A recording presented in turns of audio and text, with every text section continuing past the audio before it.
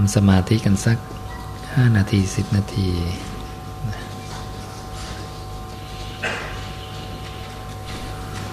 พระศาสดา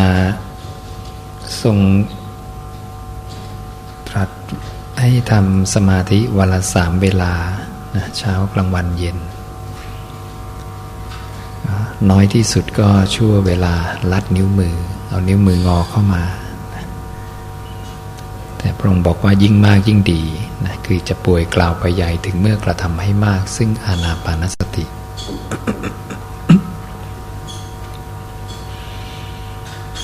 พยายามรู้ลมหายใจเข้าออกของเรา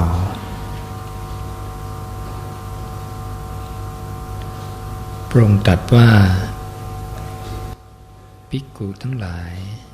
ภิกขุไปแล้วสู่ป่าสู่โคนไม้สู่เรือนว่างก็ตามนั่งคูขาเข้ามาโดยรอบตั้งกายตรงดำรงสติเฉพาะหน้ามีสติหายใจเข้ามีสติหายใจออกเมื่อหายใจเข้ายาวก็รู้ว่าหายใจเข้ายาวเมื่อหายใจออกยาวก็รู้ว่าหายใจออกยาวเมื่อหายใจเข้าสั้น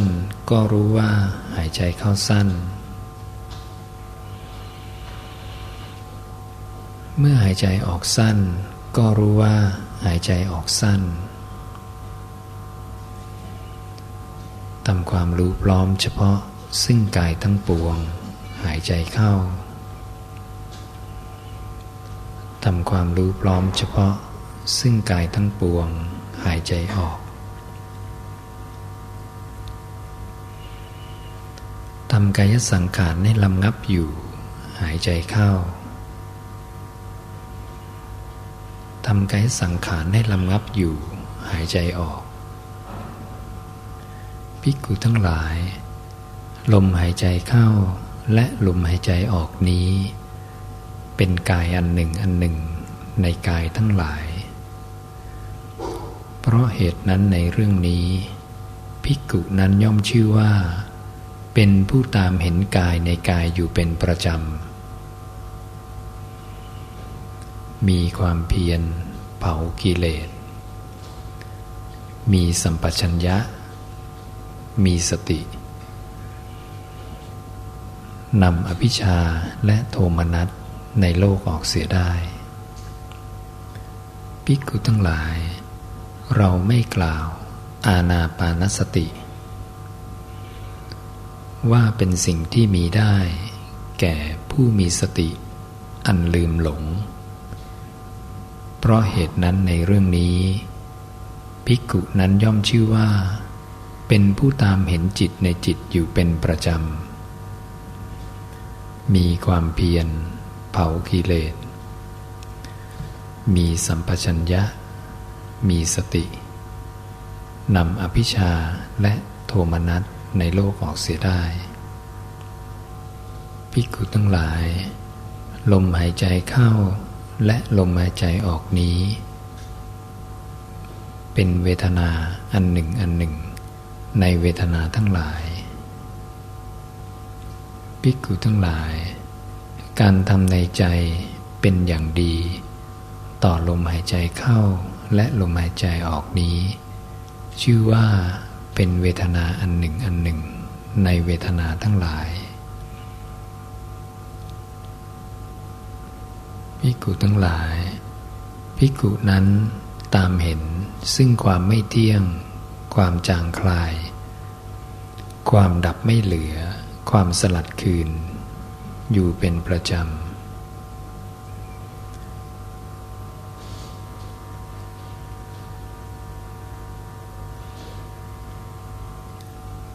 ถ้า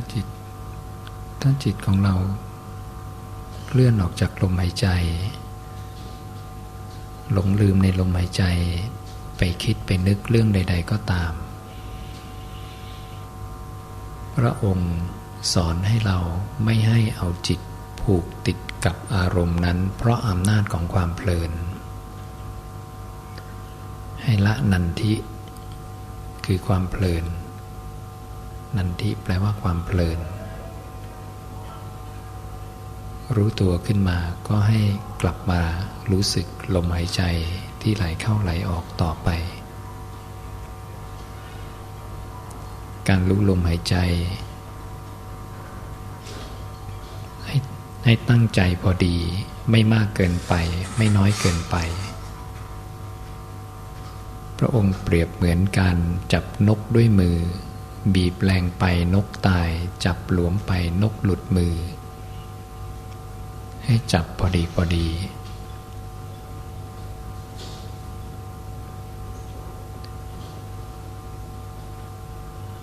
การเพ่งอยู่ในอารมณ์อันเดียวคือลมหายใจนี้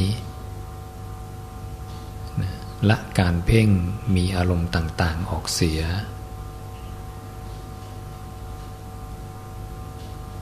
ละความเพลินในอารมณ์ไม่ให้จิตผูกติดกับอารมณ์จะเป็นความคิดปรุงไปในอดีตหรืออนาคตก็ตามให้กลับมารู้ลมหายใจที่ไหลเข้าไหลออก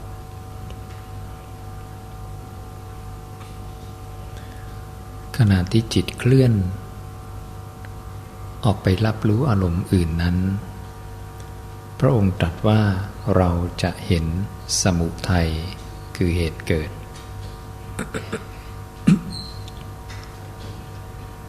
ความคิดความนึกได้เกิดขึ้นแล้วและเมื่อจิตคิดนึกไป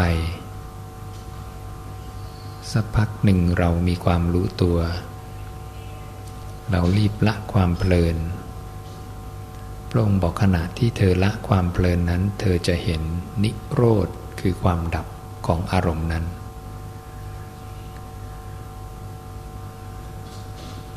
ใครเห็นตรงนี้ชื่อว่าเป็นผู้เห็นอริยสัจสี่เห็นสมุทัยและเห็นนิโรธเห็นความเกิดขึ้นและความดับไปของอารมณ์ใครเห็นตรงนี้ชื่อว่าเป็นผู้มีปัญญาที่พระองค์ตรัสว่าปัญญาคือการเข้าไปเห็นสัจจะแห่งการเกิดขึ้นและการดับไปก่อนจะออกจากสมาธิก็ให้ตั้งจิตแผ่เมตตาให้แก่สรรพสัตว์ทั้งหลายองค์ตรัสไว้กับวาเสตะว่าเมื่อจิตของเธอปราศจากนิวรณ์ห้าแล้วก็ให้กระทำจิตประกอบไปด้วยเมตตาแผ่ไปสู่ทิศที่หนึ่งทิศที่สองทิศที่สามทิศที่สี่แผ่ไปตลอดโลกทั้งปวงทั้งเบื้องบนเบื้องต่ำเบื้องขวางด้วยจิตที่ไม่มีเวรไม่มีพยาบาทประกอบด้วยคุณอันใหญ่หลวงไม่มีขีดจำกัดเปรียบเหมือนบุรุษเป่าสังผู้มีกำลังย่อมเป่าสังให้ได้ยินได้ทั้งสี่ทิศโดยไม่ยากฉันใดในเมตตาเจโตวิมุตติก็เหมือนกันฉะนั้นจากนั้นก็ค่อยออกจากสมาธิมา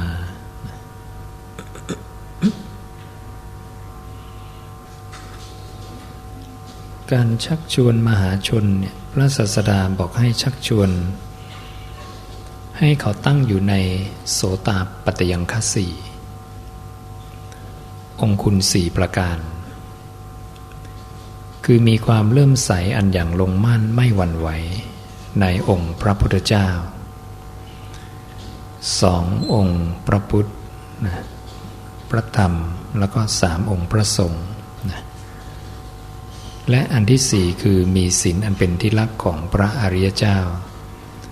คือศีลที่ไม่ขาดไม่ทะลุไม่ด่างไม่พลอยเป็นศีลที่เป็นไทยแก่ตัณหาไม่ถูกครอบงำด้วยทิฏฐิ แนะนำชักชวนมหาชนให้ก้าวสู่ความเป็นโสดาบันเหตุปัจจัยของความเป็นฆราวาสชั้นเลิศเพื่อก้าวเข้าสู่ความเป็นโสดาบันอย่างที่หนึ่งคือการหากินโดยเป็นธรรมโดยไม่เครียดครัดอย่างที่สองเนี่ยพระองค์ตรัสว่า ทำตนให้เป็นสุขอิ่มหนำอย่างที่3เนี่ยตรัสว่าแบ่งปันโภคทรัพย์บำเพ็ญบุญอย่างที่4ไม่กำหนัดไม่มัวเมาไม่ลุ่มหลงมีปกติเห็นโทษมีปัญญาเป็นเครื่องสลัดออกบริโภคโภคทรัพย์เหล่านั้นถ้าเราทำได้4ฐานะนี้ก็ชื่อว่าจัดเป็นฆราวาสชั้นเลิศชั้นประเสริฐชั้นบวรชั้นสูงสุดกว่าฆราวาสทั้งหลายหรือเรียกว่ากามโภคีผู้บริโภคกามนั่นเองบริโภคกามคือบริโภครูปเสียงกลิ่นรสสัมผัสเบญจกามคุณควรแก่ผู้ใดเงินทองก็ควรแก่ผู้นั้นเงินทองสมควรแก่ผู้ใดเบญจกามคุณก็สมควรแก่ผู้นั้นดังนั้นฆราวาสก็มีการใช้เงินทองก็เป็นการเหมาะสมในความเป็นฆราวาสเพราะยังเป็นผู้บริโภคกามคุณคือเรียกว่ากามโภคีนะ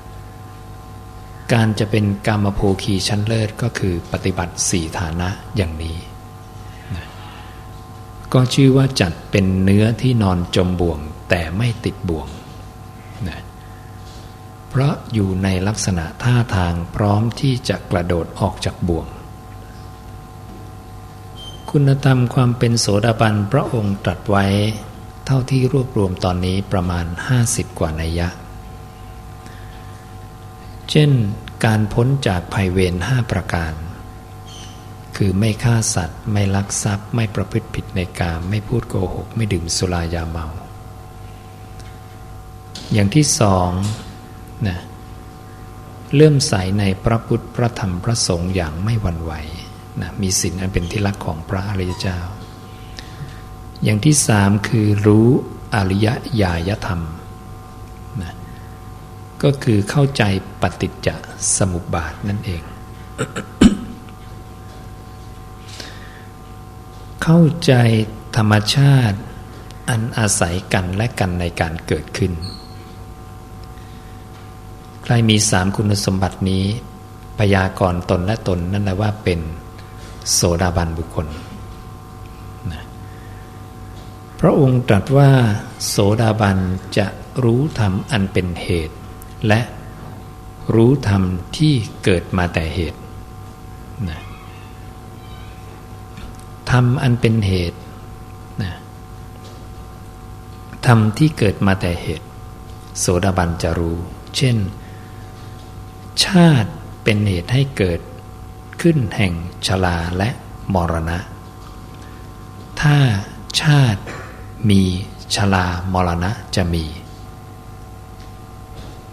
พระองค์ตรัสว่าโสดาบันจะพิจารณาใคร่ครวญว่าเพราะอะไรมีอะไรจึงมีเพราะอะไรเกิดอะไรจึงเกิดเพราะอะไรไม่มีอะไรจึงไม่มีเพราะอะไรดับอะไรจึงดับนั่นคืออิทัปปัจจยตานั่นเองนะอิมัสสมิงสติอิทังโหติเมื่อสิ่งนี้มีสิ่งนี้ย่อมมีอิมัสสุปาทาอิทังอุปัชชติเพราะการเกิดขึ้นแห่งสิ่งนี้สิ่งนี้จึงเกิดขึ้นอิมัสสมิงอสติอิทังนโหติเมื่อสิ่งนี้ไม่มีสิ่งนี้ย่อมไม่มีอิมัสสะนิโรธาอิทังนิรุชติเพราะความดับไปแห่งสิ่งนี้สิ่งนี้จึงดับไปอิทัปปัจจยตานี้จึงทำให้เกิดการใคร่ครวญว่าเพราะอะไรมีอะไรจึงมีเพราะอะไรเกิดอะไรจึงเกิดเพราะอะไรไม่มีอะไรจึงไม่มีเพราะอะไรดับอะไรจึงดับและนั่นก็คือธรรมอันเป็นเหตุและธรรมที่เกิดมาแต่เหตุถ้าธรรมอันเป็นเหตุไม่มีธรรมที่เกิดมาแต่เหตุก็จะไม่มีและถ้าธรรมอันเป็นเหตุดับไปธรรมที่เกิดมาแต่เหตุก็จะดับไปด้วยพระผู้มีพระภาคเจ้าเกิดมาเพื่อแก้ปัญหาความเกิดความแก่ความตายทำยังไงจะพ้นจากสิ่งเหล่านี้ พระองค์ตรัสว่าถ้าธรรมชาติสามอย่างไม่มีอยู่ในโลกไม่มีความจำเป็นที่อรหันตสัมมาสัมพุทธะจะต้องบังเกิดขึ้นมาในโลกนะความจำเป็นที่สัมมาสัมพุทธะเกิดขึ้นมาเพราะพระองค์มา เพื่อแก้ปัญหาความเกิดความแก่และความตายจึงต้องถามว่าเหตุปัจจัยของการเกิดขึ้นแห่งความตายนั้นมีเพราะอะไรนั่นคือหาธรรมอันเป็นเหตุของความตายชราและมรณะนะพระองค์ตรัสกับพระอานนท์ว่าอานนท์ถ้าชาติคือการเกิดไม่มีโดยประการทั้งปวงแก่และตายจะมีขึ้นมาได้หรือไม่พระอานนท์บอกไม่ได้พระศาสดาบอกว่าถูกต้องดังนั้นที่เรานั่งสมาธิเมื่อสักครู่นี้เราจะเห็นการเกิดอยู่ตลอดเวลาคือจิตเราอยู่กับลมแต่มันไม่อยู่มันไปเกิดคือมันเคลื่อนไปตั้งอาศัยในอารมณ์อื่นสัญญาบ้างสังขารบ้างความจำได้หมายรู้บ้างความปรุงแต่งบ้างไปตั้งอาศัยในอารมณ์อันเป็นความพอใจไม่พอใจบ้างนะเดี๋ยวก็กลับมาตั้งที่ลมหายใจบ้างการตั้งอาศัยในอารมณ์เหล่านี้พระองค์เรียกอารมณ์เหล่านี้ว่าวิญญาณทิติทิติแปลว่าฐานที่ตั้งฐานที่ตั้งของวิญญาณนั่นเองวิญญาณคือกิริยาที่รู้แจ้งได้กิริยาที่รู้แจ้งได้มีในสิ่งนั้นนะสิ่งนั้นเรียกว่าวิญญาณนะรู้แจ้งซึ่งอะไรนะรู้แจ้งในรูปเวทนาสัญญาสังขารสี่ธาตุนี้จึงเป็นวิญญาณทิตินี่เป็นคุณสมบัติหนึ่งของโสดาบันคือโสดาบันจะรู้ว่าวิญญาณจะไม่เวียนเลยไปจากสี่ธรรมธาตุนี้นะเราเห็นอะไรอีกขณะที่เราวิญญาณของเราไปรู้แจ้งในสัญญาขันธ์ความจำได้หมายรู้ขณะนั้นลืมลมหายใจแล้วถูกต้องไหมนะลมหายใจหายไปแล้วแสดงว่าจิตหรือวิญญาณนั้นรับรู้ได้ทีละธรรมธาตุนะถ้ามันรู้สัญญามันจะไม่รู้ธาตุอื่นถ้ามันรู้ลมมันก็จะไม่รู้ธาตุอื่นนะพระเจ้าตรัสตรงนี้ว่าวิญญาณอาศัยรูปตั้งอยู่ก็ตั้งอยู่ได้เป็นวิญญาณที่มีรูปเป็นอารมณ์มีรูปเป็นที่เข้าไปตั้งอาศัยมีนันทิคือความเพลินเนี่ยเป็นที่เข้าไปซ่องเสพก็ถึงความเจริญงอกงามไพบูรย์ได้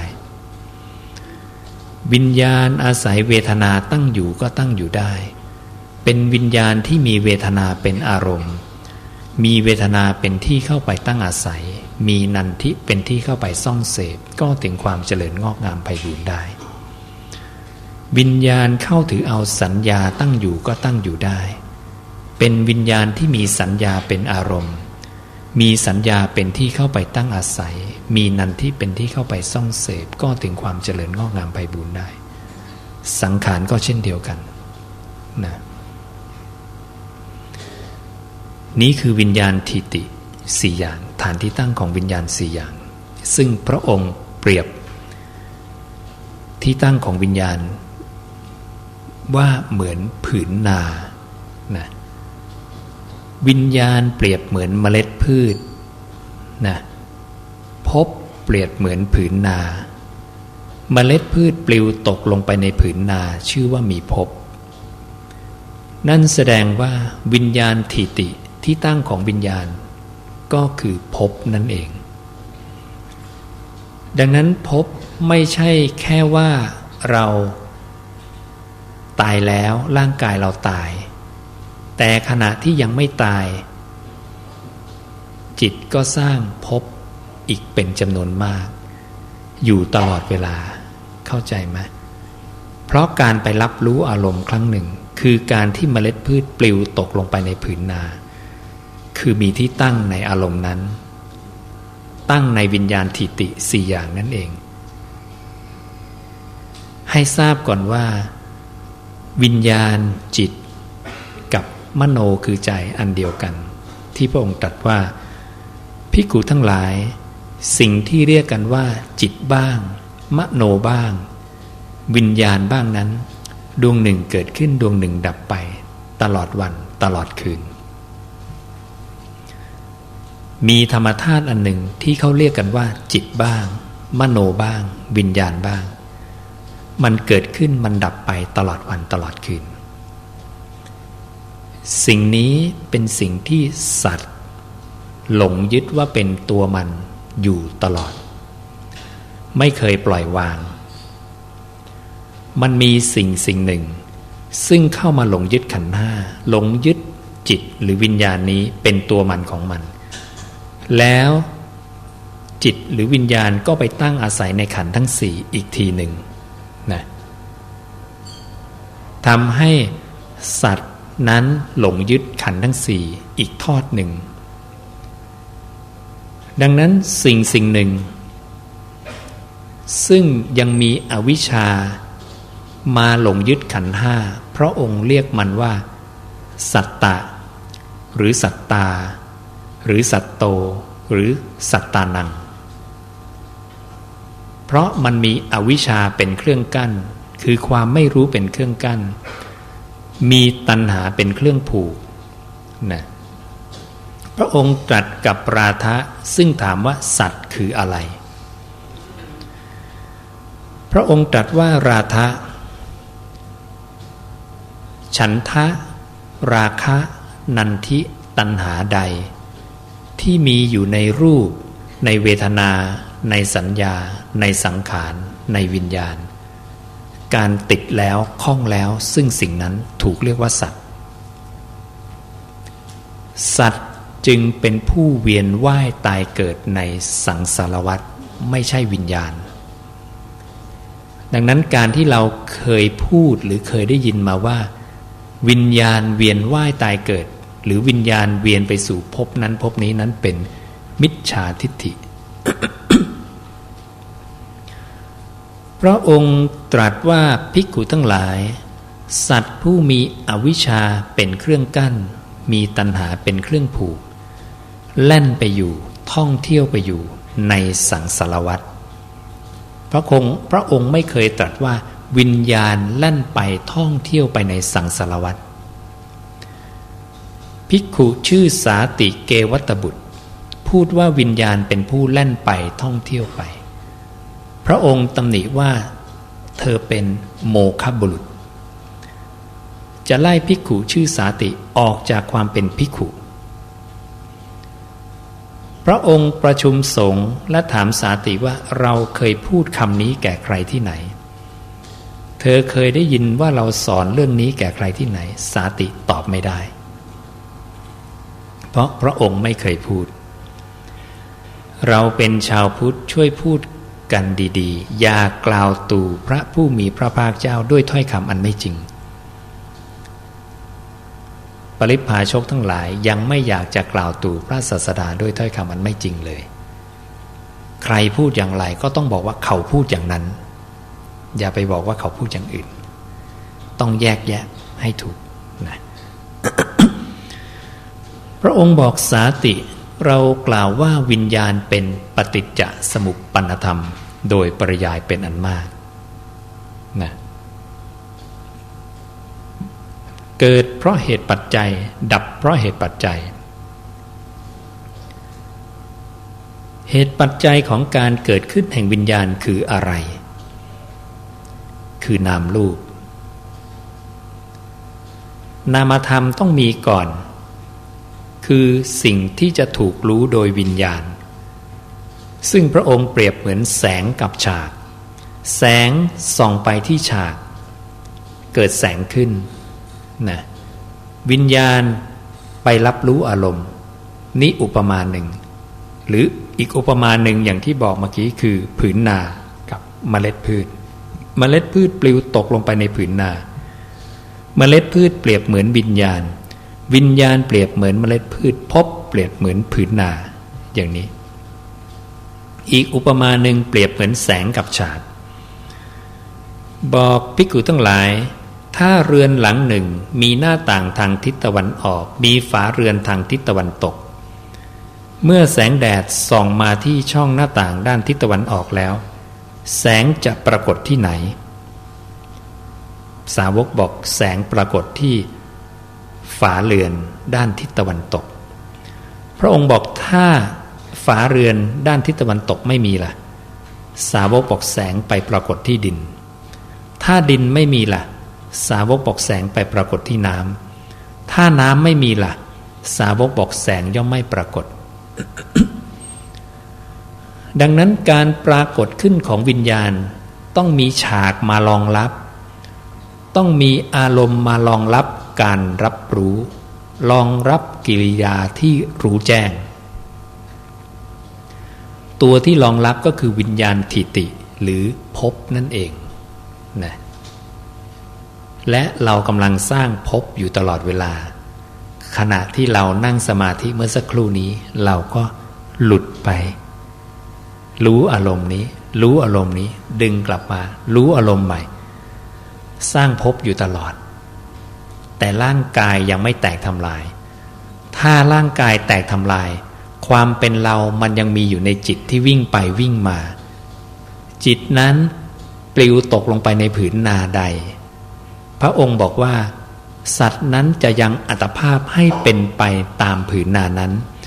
อันเป็นอัตภาพมีส่วนแห่งบุญก็ดีมีส่วนแห่งอบุญก็ดีเห็นไหม อารมณ์ต่างๆเหล่านี้ที่จะทำให้สัตว์นั้นได้กำเนิดตั้งแต่มนุษย์ขึ้นไปก็คือกุศลกรรมบท10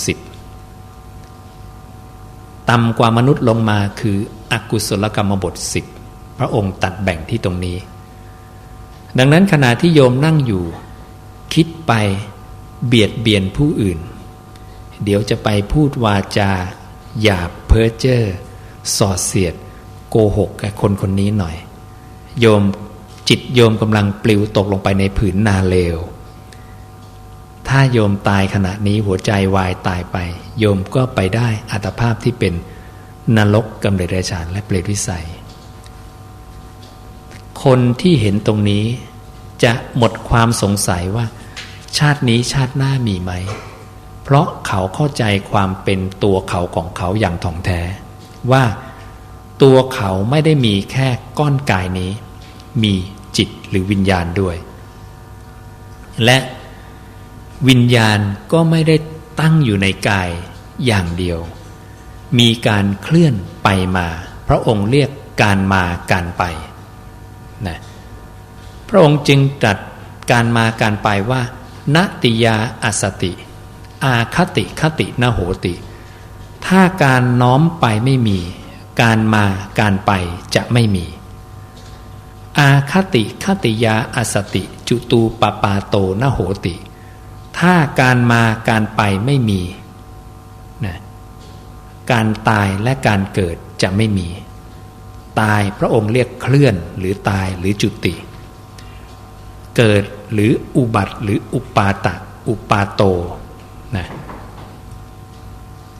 ถ้าการเคลื่อนและการเกิดขึ้นไม่มีพระองค์ตรัสว่าอะไรอะไรก็ไม่มีในโลกนี้ไม่มีในโลกอื่นไม่มีในระหว่างแห่งโลกทั้งสองเอเสวันโตทุกขสะนั่นแหละคือที่สุดของทุกข์พระองค์จึงให้เราเนี่ยมาสำรวมอินทรีย์สำรวมใจอยู่กับกายให้มากเพื่อให้เห็นสัจจะความจริงว่าสรรพสิ่งทั้งหลายล้วนมีการเกิดขึ้นและมีการดับไปนั่นคือเราจะเห็นอริยสัจสี่ความจริงของขันธ์ห้าด้วยการเอาจิตมาตั้งอยู่กับกายเฉยๆและลมหายใจก็เป็นกายอันหนึ่งอันหนึ่งในกายทั้งหลายเหมือนกัน การเอาจิตอยู่กับลมก็ชื่อว่าเอาจิตอยู่กับกายหรือเรียกว่ากายคตาสติ และพระองค์ตรัสอีกว่ากายคตาสติอัญชนเหล่าใดไม่หลงลืมอมตะชื่อว่าอัญชนเหล่านั้นไม่หลงลืมถ้าเราไม่ลืมเอาจิตอยู่กับกายคนนั้นไม่ลืมอมตะกายคตาสติอัญชนเหล่าใดซ่องเสพแล้วอมตะชื่อว่าอัญชนเหล่านั้นซ่องเสพแล้วถ้าเขาเอาจิตมาเสพกายเขากำลังเสพอมตะเสพความไม่ตายชนเหล่าใดบริโภคกายคตาสติชนเหล่านั้นชื่อว่าบริโภคอมตะถ้าเขากำลังบริโภคกายเอาจิตมาอยู่กับกายเขากำลังบริโภคอมตะอมตะแปลว่าความไม่ตายเป็นหนึ่งในชื่อแทนนิพพานนะชื่อแทนนิพพานพระองค์ตรัสไว้ในพระสูตรหนึ่ง30กว่าชื่อนะอมตะเป็นหนึ่งในชื่อแทนคำว่านิพพานนะด้วยเหมือนกันนะดังนั้นโดยหลักเราจำแค่พระสูตรเดียวก็พอแล้วว่าเอาจิตตั้งอยู่กับกายนิพพานได้แน่นอนอมตะธรรมได้แน่นอนนะ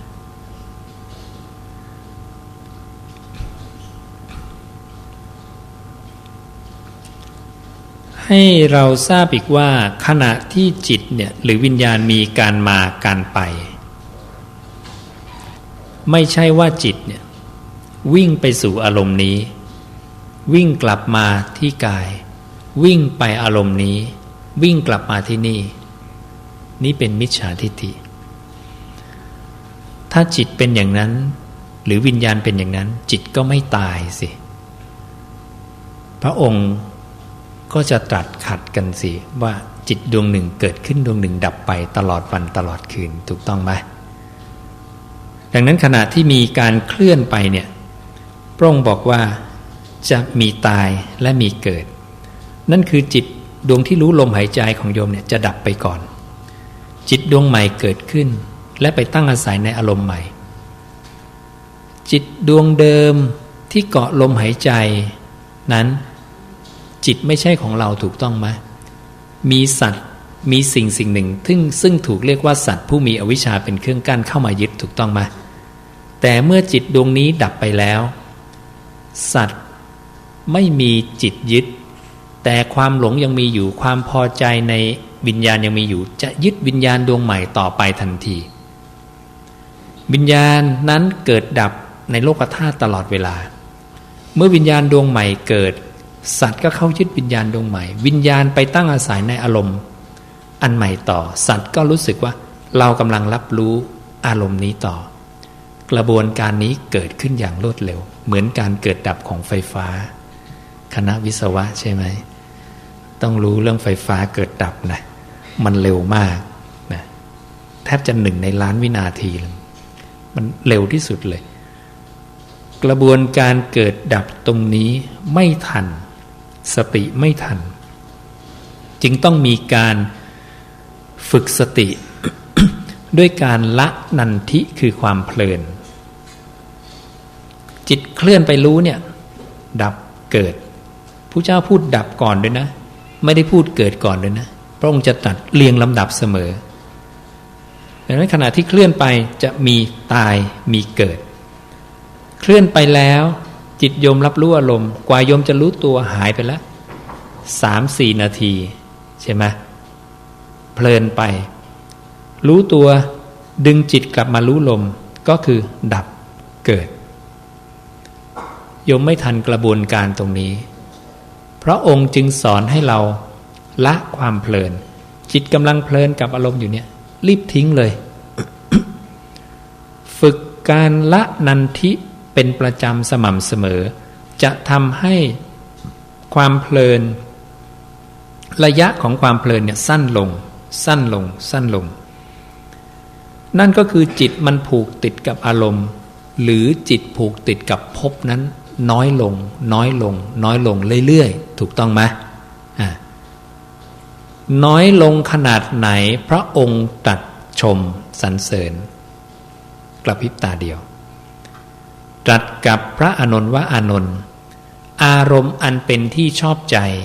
ไม่เป็นที่ชอบใจเป็นที่ชอบใจและไม่เป็นที่ชอบใจนั้นอันบังเกิดขึ้นแล้วแก่ภิกษุนั้นเนี่ยดับไปได้เร็วดุจการกระพริบตาของคนอุเบกขายังคงเหลืออยู่นี้เรียกว่าอินทรีย์ภาวนาชั้นเลิศเข้าใจไหมนี้คือเหตุผลของการละอารมณ์เรื่อยๆละอารมณ์ไปทำอะไรก็คือละภพนั่นเองพระองค์ตรัสว่าภพแม้ชั่วลัดนิ้วมือก็น่ารังเกียจเหมือนมูดคูดบอกภิกขุทั้งหลายมูดคูดเป็นของมีกลิ่นเหม็นฉันใดสิ่งที่เรียกกันว่าภพก็ฉันนั้นเหมือนกันแม้มีประมาณน้อยชั่วลัดนิ้วมือก็ไม่มีคุณอะไรที่พอจะกล่าวได้เห็นไหมนั่นคือจิตโยมไปรับรู้อารมณ์นิดเดียวแค่ลัดนิ้วมือน่ารังเกียจที่สุดเลยอุปมาอื่นเหมือนเสลดเหมือนโลหิตเหมือนน้ำเลือดน้ำหนองเนี่ยนะไม่มีประโยชน์เปื้อนแล้วต้องรีบล้างรีบเช็ดออกเป็นอย่างนี้เห็นความสำคัญของการละนันทิไหมว่าทำไมพระองค์จึงสอนให้เราละนันทินันทิขยาราคะขโยเพราะความสิ้นไปแห่งนันทิจึงมีความสิ้นไปแห่งราคะคือความกำหนัดพอใจราคะขยานันทิขโยเพราะความสิ้นไปแห่งความกำหนัดพอใจจึงมีความสิ้นไปแห่งความเพลินนันทิราคะขยาจิตตังสุวิมุตตันติวุจติเพราะความสิ้นไปแห่งนันทิและราคะกล่าวได้ว่าจิตหลุดพ้นแล้วด้วยดีเห็นนะโยมต้องการจิตหลุดพ้นจากอารมณ์โยมละนันทิละไปเรื่อยๆละไปเรื่อยๆละแล้วเอาจิตไปตั้งอยู่ที่ไหนกลับมาที่เสาเขื่อนเสาหลักคือกายคตาสติพระองค์ตรัสเลยว่ากายคตาสติเปรียบเหมือนเสาเขื่อนเสาหลักเปรียบเหมือนบุรุษจับสัตว์6ชนิดมาผูกด้วยเสาเขื่อนเสาหลักอันมั่นคงจับงูจับจระเข้จับนกจับสุนัขจิ้งจอกจับลิงมาผูกด้วยเชือกเหนียวกับเสาเขื่อนเสาหลักอันมั่นคงนะพอปล่อยไปแล้วมันก็จะยื้อยุดฉุดกันไปเข้าที่หากินที่อาศัยของตนงูจะเข้าจอมปลวกจระเข้จะลงน้ำนกจะบินขึ้นไปในอากาศสุนัขจะเข้าบ้านสุนัขจิ้งจอกจะไปป่าช้าลิงจะไปป่าเมื่อสัตว์ทั้ง6ชนิดนั้นมันอ่อนแรงเมื่อยล้าแล้วมันก็จะมานั่งเจ้านอนเจ้าอยู่ที่เสาเขื่อนเสาหลักนี้ฉันใดนี่แหละกายคตาสติเปรียบเหมือนเสาเขื่อนเสาหลักละความเพลินแล้วเอาจิตมาอยู่ที่เสาเขื่อนเสาหลักเสาเขื่อนเสาหลักนี้ยังเป็นที่พระองค์เรียกว่าที่หลบภัยแห่งมารผู้มีบาปจะทำอันตรายเธอไม่ได้นะโดยยกเหตุการณ์ที่เทวดากับอสูรลบกันแล้วฝ่ายใดฝ่ายหนึ่งแพ้อีกฝ่ายจะรีบกลับเข้าสู่ภพของตนนะอีกฝ่ายก็จะทำอันตรายไม่ได้พระองค์จึงบอกให้เอาจิตกลับมาตั้งอยู่ที่กายดังนั้นถ้าต้องการสิ่งศักดิ์สิทธิ์ที่คุ้มครองเราได้คือมีสติสัมปชัญญะดึงจิตเข้ามาไว้ในกายนั่นคือศักดิ์สิทธิ์ที่สุดเครื่องรางของขลังคุ้มครองเราไม่ได้และพระองค์ไม่เคยเชื่อว่าเครื่องรางของขลังสิ่งปลุกเสกทั้งหลายคุ้มครองใครได้สัตว์ทั้งหลายจะเป็นไปตามกรรมกายกรรมวจีกรรมมโนกรรมนะการที่คิดว่ามีเครื่องรางของขลังของปลุกเสกคุ้มครองใครได้นั้นพระองค์ตรัสว่าเป็นมิจฉาทิฏฐิและสิ่งเหล่านั้นตรัสเรียกว่าเดรัจฉานวิชาขวางกั้นมรรคผลนิพพานและถ้าโยมเข้าใจเรื่องของจิต เรื่องของวิญญาณทิฏฐิโยมจะเข้าใจเรื่อง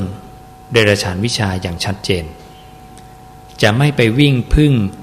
ภูเขาศักดิ์สิทธิ์รุกขเจดีย์ศักดิ์สิทธิ์สวนป่าศักดิ์สิทธิ์ที่พระองค์ตรัสว่ามนุษย์เป็นอันมากเมื่อถูกภัยหรือความกลัวคุกคามแล้วย่อมถือเอาภูเขาบ้างป่าไม้บ้างสวนศักดิ์สิทธิ์บ้างรุกขเจดีย์บ้างเป็นสรณะนั่นไม่ใช่สรณะอันเกษมนั่นไม่ใช่ที่พึ่งอันสูงสุดเขาอาศัยที่พึ่งเหล่านั้นแล้วไม่อาจหลุดพ้นไปจากความทุกข์ทั้งปวงได้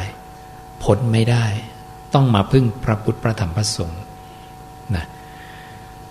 อันนี้ก็อยู่ที่ว่าใครรู้จริงนะพระศาสดาตรัสว่าพระองค์รู้จริงนะเมื่อเราเข้าใจการทำงานของวิญญาณกับนามรูปอย่างนี้แล้วมิจฉาทิฏฐิ4อย่างในเรื่องกรรมจะหมดไปคือมิจฉาทิฏฐิในเรื่องกรรมอย่างที่หนึ่งว่ากรรมเกิดจากผู้อื่นบันดาลอย่างที่สองมิจฉาทิฏฐิว่ากรรมเกิดจากตนเองบันดาลจะหมดไปอย่างที่สามมิจฉาทิฏฐิว่ากรรมเกิดจากทั้งตนเองและผู้อื่นจะหมดไปอย่างที่สี่กรรมเกิดขึ้นมาเองลอยๆโดยปราศจากสาเหตุจะหมดไปขอเชื่อมพระสูตรอีกนิดหนึ่งจากผืนนาสู่ผืนนาเมื่อกี้โยมทราบแล้วว่าผืนนาเปรียบเหมือนภพวิญญาณเปรียบเหมือนเมล็ดพืชอีกพระสูตรหนึ่งพระองค์ตรัสว่าวิญญาณเปรียบเหมือนเมล็ดพืชนะกรรมเปรียบเหมือนผืนนาดังนั้นอุปมาสร้างใหม่ก็ไม่ได้เพราะอุปมาของพระศาสดาเชื่อมโยงกันหมดนะเชื่อมโยงตั้งแต่วิญญาณทิฏฐิมาสู่ผืนนาความเป็นภพมาสู่ผืนนาความเป็นกรรมเห็นนะดังนั้นกรรมคือภพคือวิญญาณทิฏฐิ4อย่างรูปเวทนาสัญญาสังขารจึงเป็นภพจึงเป็นกรรมดังนั้นกรรมคือธาตุตามธรรมชาตินั่นเอง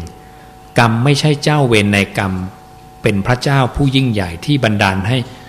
สัตว์นี้จงเลวจงตายจงดีจงหายป่วยจงเจ็บป่วยไม่มี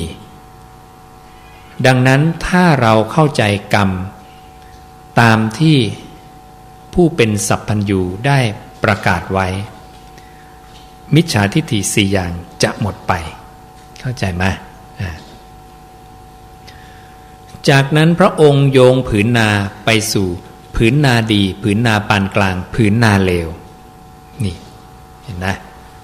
ดังนั้นเมล็ดพืชปลิวตกลงไปในผืนนาแบบไหนมันก็จะงอกออกมาตามผืนนานั้นๆจึงย้อนกลับไปสู่ที่พระองค์บอกว่าสัตว์จะยังอัตภาพให้เป็นไปตามผืนนานั้นอันเป็นอัตภาพมีส่วนแห่งบุญก็ดีมีส่วนแห่งอบุญก็ดีเห็นนะเราเริ่มเข้าใจลึกซึ้งของคำว่าภพของคำว่ากรรมของคำว่าที่ตั้งของวิญญาณนะและมิจฉาทิฏฐิที่สัตว์ทั้งหลายจะเข้าใจว่ามีสิ่งใดสิ่งหนึ่งบันดาลอะไรแต่จริงๆไม่ใช่ไม่มีเราจะเข้าใจว่ามีสิ่งหนึ่งกำลังเข้ามาหลงยึดขันธ์ทั้งห้าหลงยึดจิตหรือวิญญาณ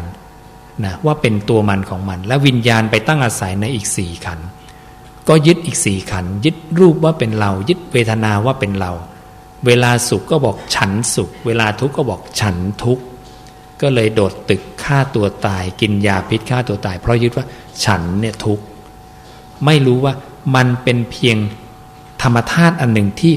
เกิดเพราะเหตุปัจจัยและจะดับไปเพราะเหตุปัจจัยถูกต้องไหม เมื่อโยมเข้าใจแบบนี้นะคำถามที่จะเกิดขึ้นเหมือนในครั้งพุทธกาลว่าอายตนะเป็นของใครลูกตาเป็นของใครหูเป็นของใครจมูกเป็นของใครร่างกายเนี่ยเป็นของใครคำถามนี้จะไม่เกิดขึ้นคำถามนี้เกิดขึ้นพระพุทธเจ้าบอกว่าเธอถามผิด คำถามที่ถูกต้องถามว่าอายตนะเกิดจากอะไรไม่ใช่ว่าของใครเพราะมันไม่ได้มีของใครและคำตอบที่ถูกต้องก็คือเพราะมีนามรูปเป็นปัจจัยจึงมีสลายตนะทราบศัพท์อีกคำสลายตนะคืออายตนะภายใน6ภายนอก6ตาหูจมูกลิ้นกายใจกับรูปเสียงกลิ่นรสสัมผัสธรรมารมณ์อย่างละ6รวมเรียกว่าสลายตนะเพราะมีสลายตนะเป็นปัจจัยจึงมีผัสสะเรารู้จักผัสสะใช่ไหมผัสสะเกิดมาจากตากระทบรูปถูกต้องไหมมีวิญญาณเข้าไปรู้แจ้งนั่นแหละเรียกว่าสลายตนะองค์ประกอบที่ทำให้เกิดผัสสะหรือสัมผัสถูกต้องไหมเข้าใจแล้วนะแล้วอายตนะมันทำมาจากอะไรเกิดมาจากอะไรเกิดมาจากนามรูปนามรูปเช่นรูปเนี่ยลูกตาเนี่ยมันก็ต้องอาศัยดินน้ำไฟลมถูกต้องไหมมันเป็นธาตุดินน้ำไฟลมโยมดึงลูกตาออกมาเนี่ยเคาะเนี่ยมันมีของเหลวไหมมีธาตุดินไหมมีความอุ่นไหมมีธาตุน้ำใช่ไหมดินน้ำไฟลมนี่โยมกำดินขึ้นมาก้อนหนึ่งดินเป็นของใครไม่รู้กอบอากาศเป็นของใครดังนั้น สลายตนะเป็นของใครถามผิดไหมผิดเพราะมันเป็นธาตุตามธรรมชาตินะมีการทำงานกันไปตามเหตุตามปัจจัยการที่มันทำงานตามเหตุตามปัจจัยนี้นะพระองค์เรียกธรรมชาติที่อาศัยกันและกันในการเกิดขึ้นนี้ว่าปฏิจจสมุปบาทธรรมอันเป็นธรรมชาติที่อาศัยกันแล้วเกิดขึ้นเข้าใจไหมแต่ละท่อนที่อาศัยการเกิดขึ้นเนี่ยเรียกอิทัปปัจจยตาว่าเมื่อสิ่งนี้มีสิ่งนี้จะมีเมื่อสิ่งนี้เกิดสิ่งนี้จะเกิดถ้าสิ่งนี้ไม่มีสิ่งนี้จะไม่มีถ้าสิ่งนี้ดับสิ่งนี้จะดับถูกต้องไหมนั่นแหละอิทัปปัจจยตาและปฏิจจสมุปบาทนี้นะเป็นบทที่พระศาสดานั้นสวดสาธยายด้วยพระองค์เองเมื่อพระองค์อยู่วิเวกหลีกเล้นผู้เดียวดังนั้นถ้าเราต้องการจะสวดมนต์อย่างภาษาของเราหรือภาษาพุทธเจ้าเรียกว่าสัจฉายะการใช้ปากพูดคำพุทธเจ้าออกมา หรือการสาธยายธรรมนั้นก็ให้สวดอิทัปปัจจยตาสวดปฏิจจสมุปบาทนะสวดธรรมอันเป็นธรรมชาติที่อาศัยกันแล้วเกิดขึ้นอย่างนี้ก็คือสวดตามพระพุทธเจ้าเลยแล้วต่อไปเราก็จะเข้าใจเหตุปัจจัยของการเกิดขึ้นนะซึ่งอาศัยกันและกันเกิดไปเรื่อยๆมีนามรูปต้องมีธาตุก่อนจึงมาทำเป็นอายตนะได้เพราะมีนามรูปเป็นปัจจัยจึงมีสลายตนะใช่ไหมเพราะมีสลายนะอายนะไม่ได้มีภายในอย่างเดียวมีภายนอกด้วยกระทบกันตากระทบรูปหูกระทบเสียงจมูกกระทบกลิ่นวิญญาณมาสู่คลองแห่งจักขุโสตคานะการรับรู้จึงเกิดขึ้นได้ตาเห็นรูปวิญญาณไม่มาพระองค์บอกว่าการเห็นรูปก็ยังปรากฏขึ้นไม่ได้โยมกำลังจ้องมองอะไรอยู่ตากำลังวิญญาณทางตาเข้ามาสู่คลองแห่งจักขุอยู่ตรงนี้ไม่มาทางโสตเพื่อนเรียกไม่ได้ยินก็มีทั้งที่เสียงก็เข้ามาในหูแต่ใจไม่ไปรับรู้ใช่ไหมเหตุการณ์แบบนี้มีขึ้นเรื่อยๆอยู่แล้วนั่นคือวิญญาณไม่เข้าไปสู่คลองแห่งอายตนะนั้นๆดังนั้นพระองค์จึงตรัสว่าองค์ประกอบของผัสสะจะมี3เสมอผัสสะทางตาจะมีจักขุนะมีตามีรูปมีจักขุวิญญาณทางหูมีเสียงมีโสตวิญญาณความรู้แจ้งทางเสียงคือวิญญาณมาสู่คลองแห่งโสตนั่นเองอายตนะจึงเรียกว่าเป็นเครื่องไต่ต่อระหว่างนามธรรมกับรูปธรรมระหว่างวิญญาณจะมารับรู้อารมณ์ต่างๆทางรูปเวทนาสัญญาสังขารได้อย่างไร มารู้ทางอายตนะสิ่งที่เรียกว่าอายตนะนั่นเองนะเพราะมีสลายตนะเป็นปัจจัยจึงมีผัสสะ ผัสสะก็มี6ช่องทางเหมือนกันมี3องค์ประกอบมี6ช่องทางเพราะมีผัสสะเป็นปัจจัยจึงมีเวทนาเห็นนะผัสสะแล้วเกิดความพอใจบ้างไม่พอใจบ้างเฉยๆบ้างเกิดความพอใจเกิดธรรมชาติอะไรตามมาความอยากนะตาโยมไปกระทบรูปพอใจตาไปเห็นกระเป๋าในห้างเกิดพอใจเกิดความอยากได้เห็นนะภาษาเกิดเวทนาเกิดตัณหาเห็นนะจากตัณหาเกิดอุปทานความยึดก่อนจะยึดบางทีมองไม่ออกว่าอยู่ๆมันไปยึดเลยเหรอยังไม่ยึดเพราะมีตัณหาจึงมีการแสวงหามีการได้ปลงใจรักลาโภการได้ในโลกมนุษย์ต้องจ่ายเงินนะกระเป๋าก็ได้มาลาโภการได้มาปุ๊บปลงใจรักกำหนัดด้วยความพอใจเช็ดถูดูแลเปื้อนน้ำก็ไม่ได้มีรอยขีดก็ไม่ได้นะกำหนัดด้วยความพอใจสยบมัวเมาใช่ไหมจับอกจับใจโอ้โหมันสวยเหลือเกินนะ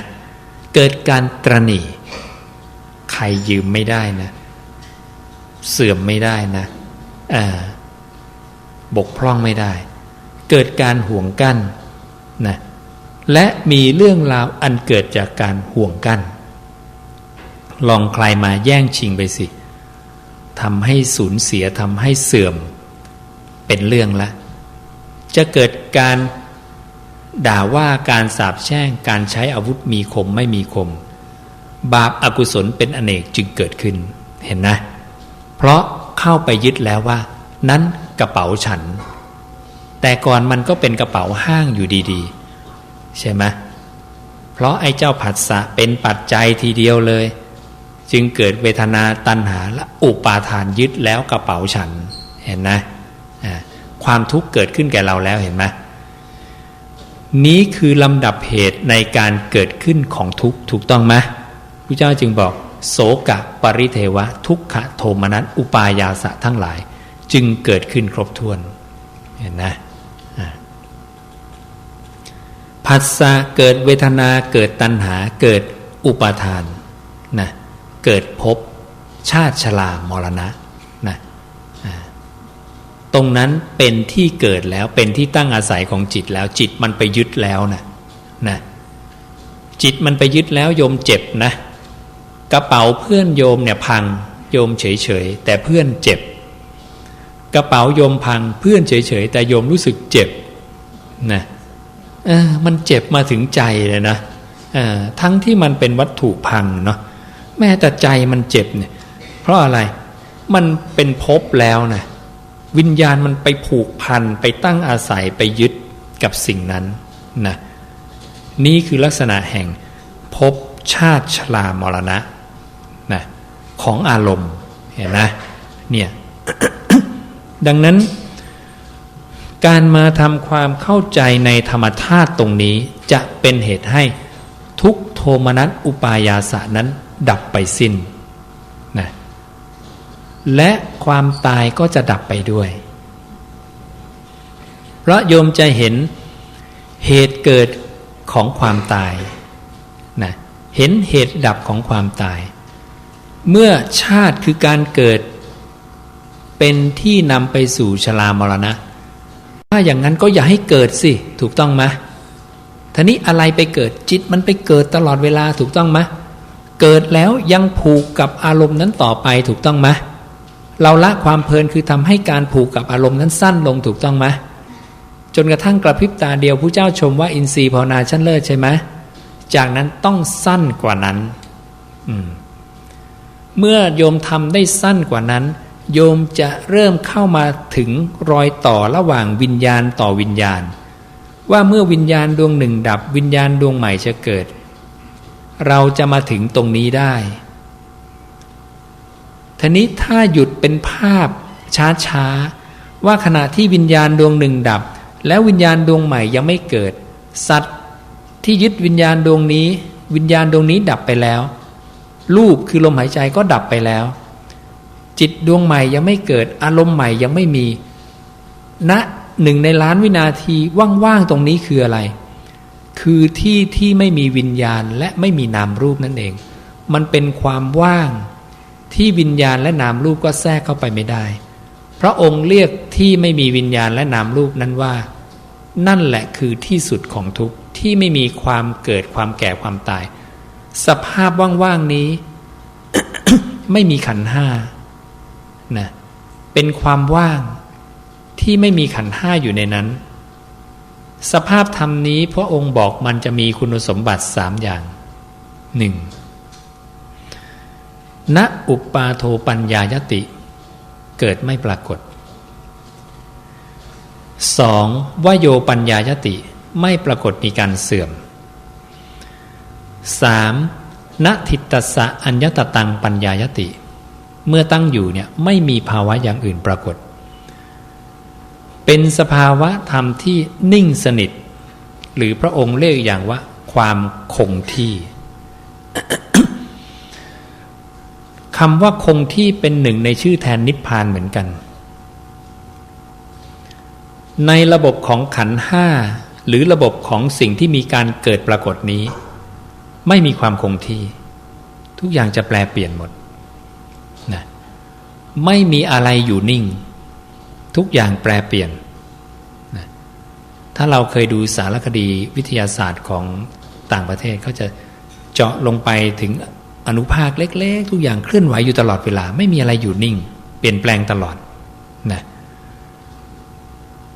แต่ความนิ่งนั้นก็คือสุญญตาปรมานุตตรสุญญตาสุญญตาอันเป็นอนูความว่างที่เป็นอนูความว่างที่ละเอียดที่สุดจะไม่มีขันธ์ห้าแทรกอยู่ในนั้น ดังนั้นพระองค์เรียกสิ่งนี้บางทีก็เรียกว่าสิ่งหนึ่งที่ตรัสว่าสิ่งหนึ่งซึ่งบุคคลพึงรู้แจ้งเป็นสิ่งที่ไม่มีปรากฏการณ์ไม่มีที่สุดแต่มีทางปฏิบัติเข้ามาถึงได้โดยรอบมีอยู่ในสิ่งนั้นเนี่ยไม่มีดินน้ำไฟลมดินน้ำไฟลมไม่มีในนั้นในสิ่งนั้นไม่มีความกว้างยาวเล็กสั้นใหญ่งามไม่งามนั่นคือมิติที่เราบอกมิติเนี่ยมันต้องมีกว้างยาวลึกนะมันไม่สามารถบอกได้นะนามรูปดับสนิทในสิ่งนี้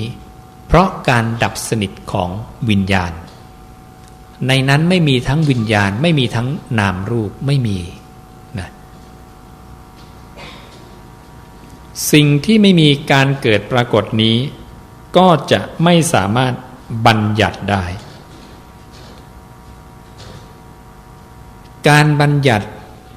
การเรียกการพูดจามีได้เพราะว่าเกิดปรากฏการทำงานของวิญญาณกับนามรูปทั้งสี่เมื่อการทำงานของมันนะมีขึ้นพระองค์จึงบอกว่าครองแห่งการเรียกครองแห่งการบัญญัติครองแห่งการพูดจาจึงเกิดขึ้นนะการที่โยมจะบัญญัติปัญญัติหรือเรียกหรือภาสิทธิ์สิ่งใดสิ่งหนึ่งขึ้นมาจะเรียกว่าแก้วต้องมีแก้วก่อนจะเรียกว่าฝุ่นต้องมีฝุ่น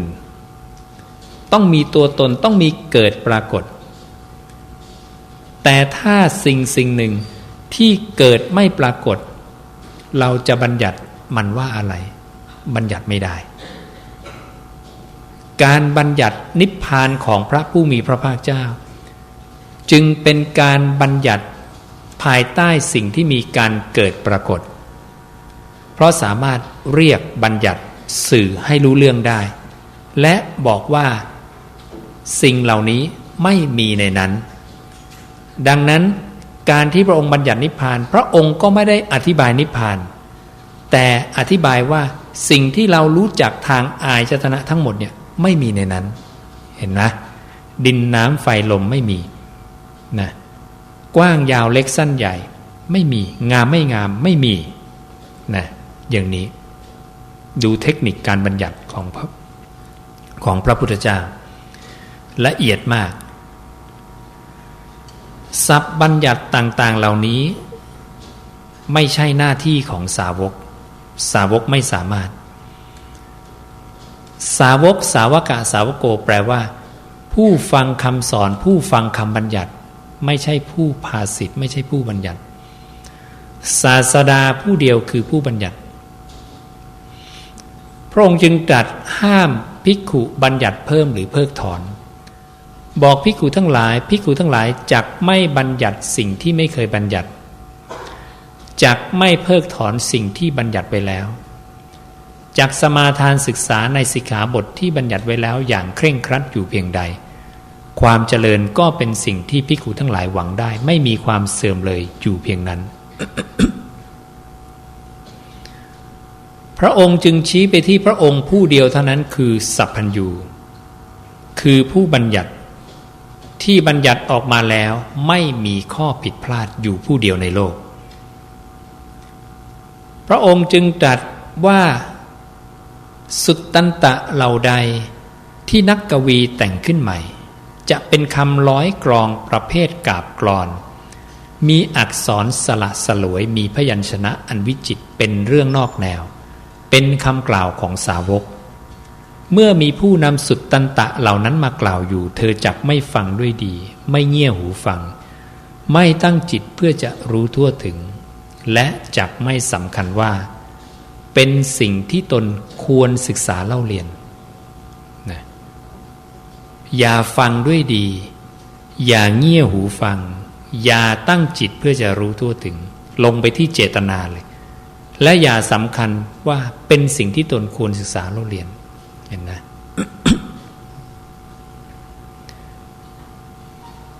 ส่วนสุตตันตะเหล่าใดที่เป็นคำของตถาคตเป็นข้อความลึกมีความหมายซึ้งเป็นชั้นโลกุตระว่าเฉพาะด้วยเรื่องสุญญตาเมื่อมีผู้นำสุตตันตะเหล่านั้นมากล่าวอยู่เธอย่อมฟังด้วยดีย่อมเงี่ยหูฟังย่อมตั้งจิตเพื่อจะรู้ทั่วถึงและย่อมสำคัญว่าเป็นสิ่งที่ตนควรศึกษาเล่าเรียนด้วยการทำดังนี้เธอย่อมเปิดธรรมที่ถูกปิดไว้ได้ย่อมบรรเทาความสงสัยทั้งหลายที่สงสัยให้คลายลงไปได้เห็นนะและยังทรงอุปมาในทางกลับกันอีกว่าถ้าเธอไปสนใจคำที่แต่งใหม่หรือคำของสาวกภาสิตาจะเป็นเหตุแห่งความอันตรธานไป ของคำของตถาคตทรงอุปมาด้วยกลองศึกของกษัตริย์ทัสสาลหะชื่ออานากะเมื่อกลองอานากะนี้ตีไปในที่สุดก็มีแผลแตกหรือลิกษัตริย์ทัสสาลหะก็หาเนื้อไม้อื่นทำเป็นลิ่มตีเสริมเข้าไปในรอยแตกของกลองนั้นทุกคราวไปในที่สุดเนื้อไม้เดิมของตัวกลองก็หมดสิ้นไปเหลืออยู่แต่เพียงเนื้อไม้ที่ทำเสริมเข้าใหม่เท่านั้นฉันใดก็ฉันนั้นความอันตรธานของสุตตันตะเหล่านั้นที่เป็นคำของตถาคตเป็นข้อความลึกมีความหมายซึ้งเป็นชั้นโลกุตระว่าเฉพาะด้วยเรื่องสุญญตาจักมีได้ด้วยอาการอย่างนี้มันจะมีด้วยอาการอย่างนี้ด้วยเราไปสนใจคำแต่งใหม่ในทางโลกต้องแต่งใหม่ต้องมีวิทยานิพนธ์ดุษฎีนิพนธ์อะไรต่ออะไรคิดค้นอะไรของตัวเองเพราะไม่มีใครเป็นสัพพัญญูในโลกเก่งที่สุดไม่มีก็เลยต้องมีคนคิดค้นรู้ทีละนิดขึ้นมาเป็นองค์ความรู้ทางโลกนะแต่พระพุทธเจ้าบอกท่านคนเดียวเลยรู้ทุกเรื่องในโลกนะ ศรัทธาตรงนี้แหละเพียงพอไหมว่าพระพุทธเจ้าเก่งขนาดนี้ ถ้าศรัทธาไม่พอเราจะไปเงี่ยหูลงฟังในคำคนอื่นทันทีแต่ถ้าศรัทธาพอเราก็จะไม่ฟังคนอื่นเราจะพอใจสุดแค่คำพระพุทธเจ้านะว่าคำของพระองค์นั้นบริสุทธิ์บริบูรณ์ดีแล้วสิ้นเชิงไม่ต้องมีคำพูดของใคร ความเห็นของใครมาเติมเต็มความเห็นหรือคำพูดของพระผู้มีพระภาคเจ้าถ้าเราคิดว่าความเห็นของเราดีเดี๋ยวนี้เทคโนโลยีก้าวไปแล้ว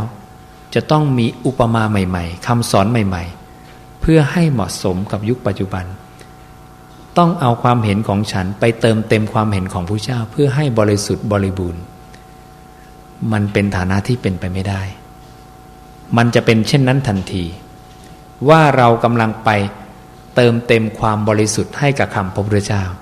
เติมเต็มความบริบูรณ์คำพระเจ้ายังไม่บริบูรณ์นี้จึงเป็นเรื่องที่ชี้ให้เห็นว่าคำพระเจ้านั้นสมบูรณ์บริบูรณ์แล้วและพระองค์ก็ยืนยันว่าคำพระองค์เป็นอากาลิโก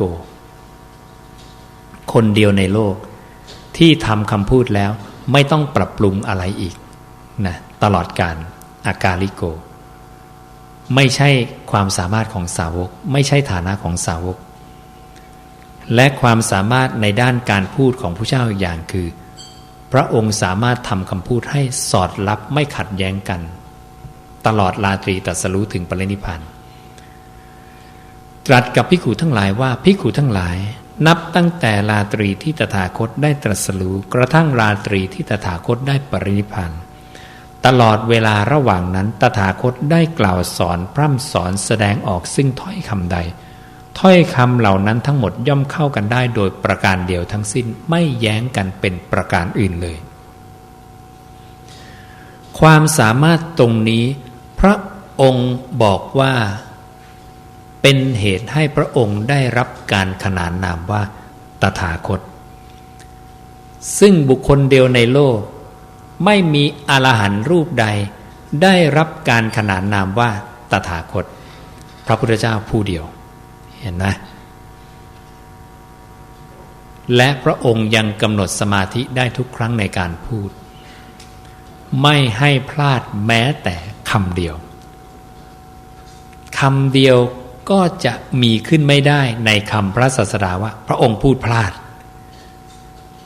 ครั้งเดียวก็มีไม่ได้คำเดียวก็มีไม่ได้นะนี่แต่สาวกมีไหมมีนะอรหันตสาวกมีไหมมีนี้คือความต่างนี่คือความต่างนะจึงไม่ผิดหรอกที่พระองค์บอกว่าสาวกภาสิตาหรือคำที่แต่งใหม่นั้นหรือคำของบุคคลภายนอกอย่าฟังด้วยดีอย่าเงี่ยหูฟังอย่าตั้งจิตเพื่อจะรู้ตัวถึงอย่าสำคัญว่าเป็นสิ่งที่ตนควรศึกษาเล่าเรียนอันนี้ผู้ไม่ศรัทธาพระพุทธเจ้าอาจจะว่าพระพุทธเจ้าโอเวอร์เกินไปหรือว่าอวดตัวเองเกินไปแต่จริงๆไม่ใช่เราพิสูจน์ได้พระองค์จึงให้เพ่งพิสูจน์ข้ออัดข้อธรรมของท่านนะดังนั้นพระองค์ไม่ได้ให้เพ่งพิสูจน์ข้ออัดข้อธรรมของผู้ฟังนะคือสาวกดังนั้นถ้าโยมใช้คำแปลของสาวกสาวกะสาวโกว่าผู้ฟังมันจะชัดเจน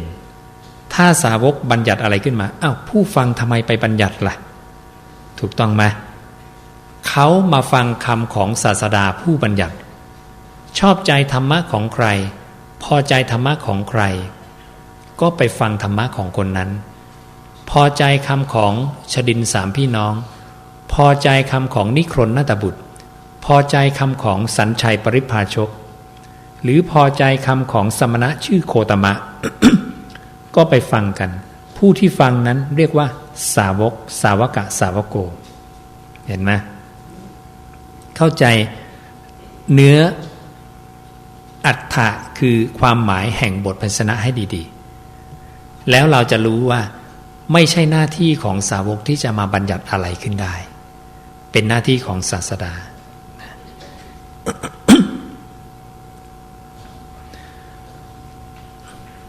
ย้อนไปเรื่องของกรรมนะเมื่อโยมทราบว่ากรรมไม่ได้เกิดจากเมื่อเรารู้จักปฏิจจสุบาทเข้าใจปฏิจจสมุปบาทเข้าใจอิทัปปัจจยตาโยมจะรู้แล้วว่ากรรมนั้นไม่ได้เกิดจากผู้อื่นบันดาลหรือตนเองบันดาล ใช่ไหมมิจฉาทิฏฐิ4อย่างเรื่องกรรมจะหมดไปนะโยมจะทราบอีกว่ากรรมเกิดจากผัสสะพระองค์ตรัสไว้ว่ากรรมทั้งหลายเกิดจากผัสสะเรียกว่านิทานะสัมภวะแห่งกรรมเหตุเป็นแดนเกิดของกรรมเกิดขึ้นเพราะผัสสะเป็นปัจจัยผู้ใดกล่าวอย่างนี้ชื่อว่ากล่าวตรงตามที่เรากล่าวไม่เป็นการกล่าวตู่เราด้วยถ้อยคำที่ไม่จริงสมณพราหมณ์และผู้รู้ใดๆที่กล่าวตามก็จะไม่พลอยเป็นผู้ที่ควรถูกตำหนิไปด้วยเรามากล่าวตามพระพุทธเจ้าอย่างนี้เราจะไม่ถูกตำหนินะนี่คือความสำคัญของการกล่าวตามพระศาสดาเราจะไม่บัญญัติเพิ่มเราจะไม่เพิกถอนเราจะกล่าวตามพระองค์พระองค์กำหนดชื่อสมาธิอย่างไรก็เท่านั้นจะไม่ไปบัญญัติชื่อสมาธิเพิ่มเติมสมาธิที่พระองค์บัญญัติเช่นปฐมฌานทุติยฌานตติยฌานจตุตฌานอากาสานัญจายตนะวิญญาณัญจายตนะอากินจัญญายตนะเนวสัญญานาสัญญายตนะสัญญาเวทิตนิโรธ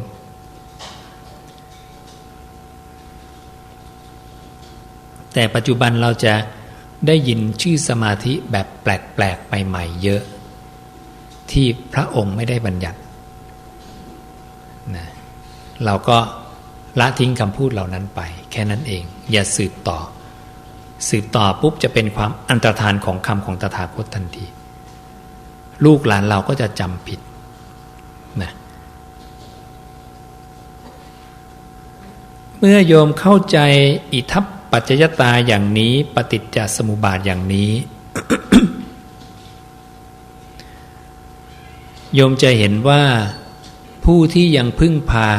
เครื่องรางของขลังนะสิ่งของปลุกเสกทั้งหลายนะภูเขาศักดิ์สิทธิ์รุกขเจดีย์ศักดิ์สิทธิ์สวนป่าศักดิ์สิทธิ์ทั้งหลายห่างไกลไหมห่างไกลมากเขายังไม่เข้าใจเรื่องกรรมดังนั้นผู้ที่กำลังไปแก้กรรมด้วยการสะเดาะเคราะห์ต่อชะตานอนในโลงผ้าขาวคลุมบังสกุลเป็นตายรดน้ำมนต์พรมน้ำมนต์เพราะคิดว่ามีน้ำศักดิ์สิทธิ์สิ่งเหล่านี้เป็นฐานะที่เป็นไปได้ไหมที่กรรมจะหมดไปได้ไม่ใช่ฐานะที่เป็นไปได้แต่หมู่พุทธบริษัทกำลังหลงทางเพราะไม่ทราบธรรมะที่เป็นโลกุตระว่าเฉพาะเรื่องสุญญตาไม่ทราบเพราะว่าไม่มีภิกขุมาอธิบายให้เข้าใจโยมนั่งท่องเมื่อสิ่งนี้มีสิ่งนี้ย่อมมีเพราะการเกิดขึ้นแห่งสิ่งนี้สิ่งนี้จึงเกิดขึ้นโยมก็งงว่าอะไรมีอะไรมีอะไรเกิดอะไรเกิดนั่งท่องมาต้องหลายปีก็ไม่รู้ว่านี้คืออะไรใช่ไหมดังนั้นถ้าเรามีสุตตะของพระองค์มากเราก็จะเริ่มเชื่อมโยงพระสูตรได้เข้าใจไหมอาตมาเป็นเพียงแค่ผู้ถ่ายทอดนะเชื่อมโยงพระสูตรให้โยมเห็นนะเสพครบมากเสพครบแต่คำพระศาสดาไม่เสพครบคำคนอื่นเพราะลองเชื่อผู้เจ้าดูสักรอบสิว่าไม่ฟังคำคนอื่นเลยฟังแต่คำศาสดาเนี่ยมันจะเป็นยังไงปรากฏว่ามันทำให้แทงตลอดอย่างดีด้วยทิฏฐิในความเห็นของพระผู้มีพระภาคเจ้าทำให้เราสามารถเชื่อมโยงพระสูตรต่างๆได้และทั้งหมดนี้ถ้าโยมเข้าใจโยมก็กำลังก้าวสู่ความเป็นโสดาบันซึ่งเป็นเหตุให้ชีวิตของเรานั้นมีความทุกข์เหลือเท่ากับเศษดินที่ปลายเล็บที่พระองค์ตรัสไว้เทียบกับผืนดินในมหาปฐพีความทุกข์โยมจะไม่มีและจะหมดไปในที่สุดดังนั้นการทำให้ชีวิตมีความสุขการทำให้ความทุกข์หมดไปมาเป็นโสดาบันแล้วทุกอย่างจะเรียบร้อยจะออกจากบ้านก็ไม่ต้องกังวลยังไม่9 นาฬิกา 9 นาทีออกไม่ได้นะจะเอารถออกจากศูนย์ยังไม่9 นาฬิกา 9 นาทีออกไม่ได้นะ เลขทะเบียนไม่สวยนะออกไม่ได้นะมันจะมีความทุกข์มากมันจะมีเรื่องกังวลเยอะมันจะมีพิธีการพิธีกรรมมากมาย พระผู้มีพระภาคเจ้าบัญญัติเลิกยามเหมือนกันพระองค์บัญญัติเลิกยามเราฟังว่าพระเจ้าบัญญัติเลิกยามมันจะถูกไหมเนี่ยลองมาดูเลิกยามของพระเจ้าสิสัตว์เหล่าใดประพฤติชอบด้วยกายใช่ไหมวาจาใจเนี่ยกายสุจริตวจีสุจริตโยมลองดูนี่ภิกขุทั้งหลายสัตว์เหล่าใดประพฤติสุจริตด้วยกายสุจริตด้วยวาจาสุจริตด้วยใจในเวลาเช้าเวลาเช้าก็เป็นเวลาเช้าที่ดีของสัตว์เหล่านั้นนะ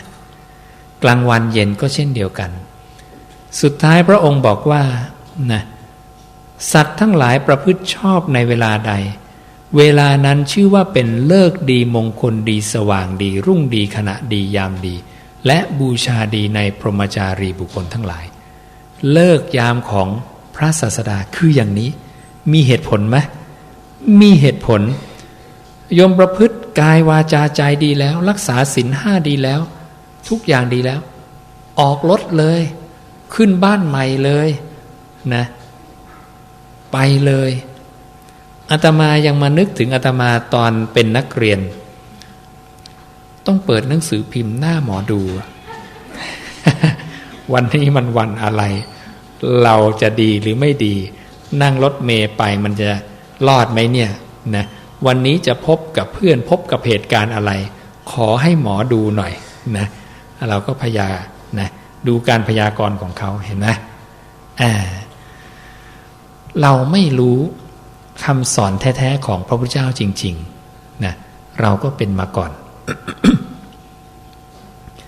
ออกจากบ้านก็จะต้องไหว้เจ้าที่ไหว้พระภูมิน้ำถึงข้าวถึงนะ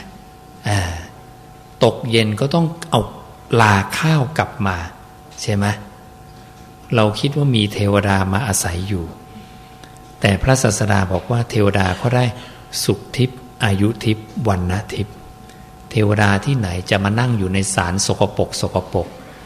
ไม่เคยเช็ดไม่เคยทำความสะอาดไม่เคยดูแลฝุ่นคลักหยักย่ายเยอะแอร์ก็ไม่มีนะถ้าโยมเกิดเป็นเทวดาโยมต้องมานั่งอยู่ในนั้นนะกรรมแท้ๆนะโยมจะไปเกิดเป็นเทวดาทำอะไรถูกต้องไหมเอาคิดแบบตื้นๆอย่างเงี้ยนะเอาแค่พระสูตรพระเจ้าไม่กี่พระสูตรเนี่ยนะสิ่งเหล่านี้ก็หมดราคาแล้วก็จะมีความเห็นเหมือนฝรั่งว่าบ้านนกฝรั่งบอกว่าบ้านนกโอ้คนไทยทำบ้านให้นกอยู่เยอะจังเลยเนาะเห็นแค่นั้นพอละนะแต่ก่อนที่ยังจะไม่รู้คำพระเจ้าเนี่ยมันก็กลัวนะเพราะพ่อแม่ปู่ย่าตายายเราสอนมานะแล้วเราก็เชื่อนะแล้วเราก็เช้าไหว้เย็นไหว้วันไหนลืมไหว้หันกลับไปไหว้อีกทีนะเดินผ่านมาแล้วโอ้โหเดี๋ยวพลาดนะเวลานั่งรถเมล์ผ่านศาลพระพรหมพระภูมิอะไรนะเห็นเขายกมือไหว้เอาไหว้มั่งวะนะเราก็ไหว้มั่ง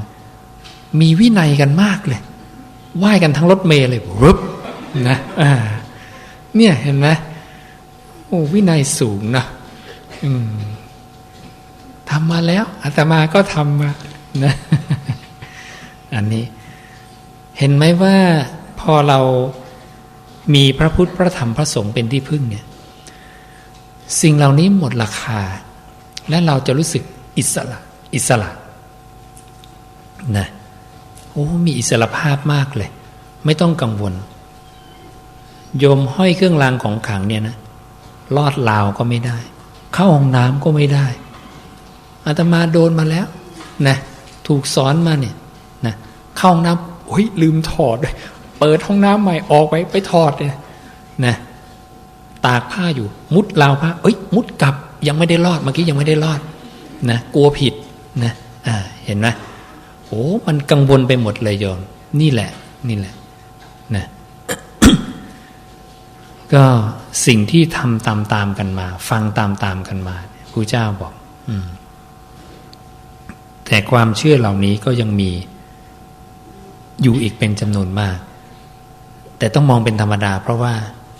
อันนี้โสดาบันนะหรือว่าที่โสดาบันจะละได้นั่นเนี่ยมันไม่ใช่มีโสดาบันกันทั้งประเทศโยมดังนั้นเป็นธรรมดาทีนี้ต่ำกว่าโสดาบันเนี่ยเขาก็จะพึ่งสิ่งเหล่านี้ซึ่งพระเจ้าก็มองว่าเป็นสัมมาทิฏฐิเบื้องต้นเห็นไหมจิตแสวงหาที่พึ่งดีกว่าไม่พึ่งอะไรเลยดังนั้นเขาเหล่านั้นขยับฐานะจากสิ่งที่แย่ที่สุดคือมิจฉาทิฏฐิไม่เชื่อว่ากรรมดีกรรมชั่วมีโลกนี้โลกหน้ามีจิตไม่พึ่งอะไรเลยนะเขาขยับขึ้นมาแล้วในฐานะนี้คือจิตเขาแสวงหาที่พึ่งนะจากนั้นขยับขึ้นมาอีกชั้นคือสัมมาทิฏฐิเบื้องปลายเห็นนะพึ่งพระพุทธพระธรรมพระสงฆ์ถูกต้องแล้วเนี่ยพอโยมมาดูคำพระเจ้ามีเหตุผลหมดเลยนะเราก็เลยต้องพยายามเผยแผ่พุทธวจนะนะคำของตถาคตเนี่ยตรัสเป็นคำของพระองค์พุทธวจนัง นะอนุชานามิภิกขเวสักกายะนิรุตติยาพุทธวจนัง